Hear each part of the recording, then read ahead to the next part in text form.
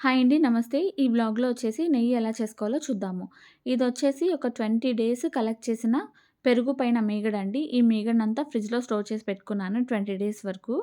దీన్నంతా కూడా ఒక మిక్సీ జార్‌లోకి ట్రాన్స్‌ఫర్ చేసి ఒక టీ గ్లాసు వాటర్ యాడ్ చేసుకొని జస్ట్ ఒక 2-3 టైమ్స్ పల్స్ ఇస్తూ మిక్సీ పట్టుకోవాలి. చూడండి వెన్న మొత్తం సెపరేట్ అయిపోయింది మిక్సీ జార్‌లోనే. ఇప్పుడు దీన్నంతా కూడా మళ్ళీ ఫ్రెష్ వాటర్‌లోకి యాడ్ చేసుకోవాలి.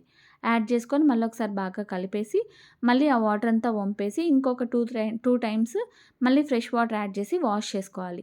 తర్వాత ఒక ప్యాన్‌లోకి ఈ వెన్న మొత్తం ట్రాన్స్‌ఫర్ చేసుకొని స్టవ్ పైన పెట్టేసుకొని మీడియం ఫ్లేమ్‌లో పెట్టి బాగా మిక్స్ చేస్తూ ఉడికించుకోవాలి.